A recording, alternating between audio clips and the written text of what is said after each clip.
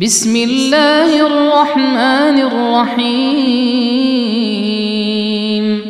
هل أتى على الإنسان حين من الدهر لم يكن شيئا مذكورا إنا خلقنا الإنسان من نطفة أمشاج نبتليه فجعلناه سميعا بصيرا إنا هديناه السبيل إما شاكرا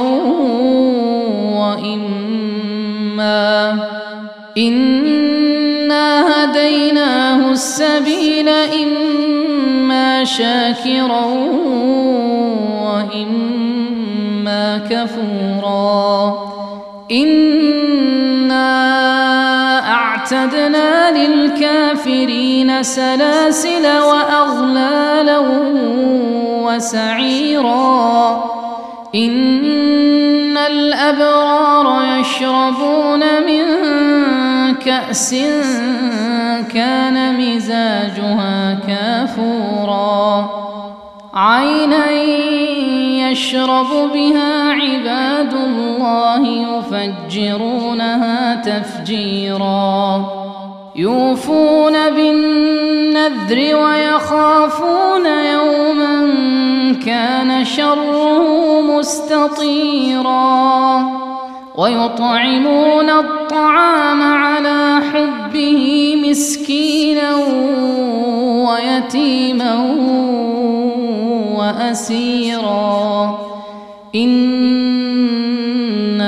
نطعمكم لوجه الله لا نريد منكم جزاء ولا شكورا إنا نخاف من ربنا يوما عبوسا قمطريرا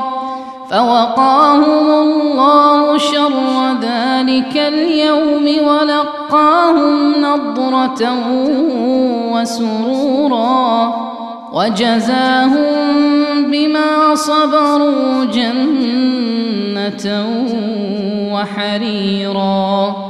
متكئين فيها على الأرائك لا يرون فيها شمسا ولا زمهريرا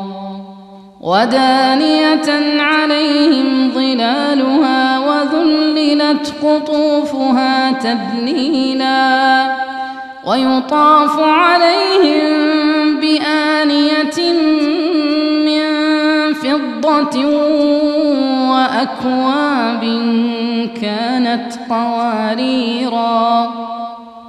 قوارير من فضة قدروها تقديرا ويسقون فيها كأسا كان مزاجها زنجبيلا عينا فيها تسمى سلسبيلا ويطوف عليهم ولدان مخلدون إذا رأيتهم حسبتهم لؤلؤا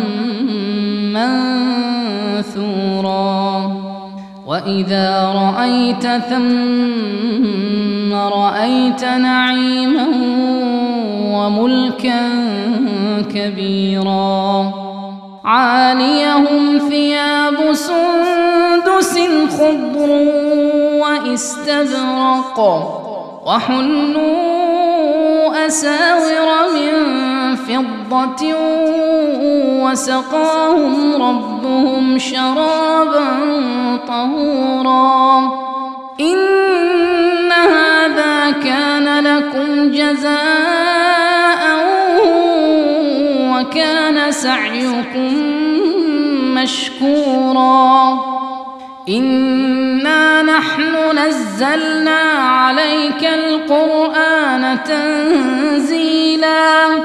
فاصبر لحكم ربك ولا تطع منهم آثما أو كفورا واذكر اسم ربك بكرة وأصيلا ومن الليل فاسجد له وسبحه ليلا طويلا إن هؤلاء يحبون العاجلة ويذرون وراءهم يوما ثقيلا نحن خلقناهم وشددنا أسرهم وإذا شئنا بدلنا أمثالهم تبديلا إن هذه تذكرة فمن شاء اتخذ إلى ربه سبيلا وما تشاءون إلا أن يشاء الله إن الله كان عليما حكيما يدخل من يشاء في رحمته والظالمين أعد لهم عذابا أليما.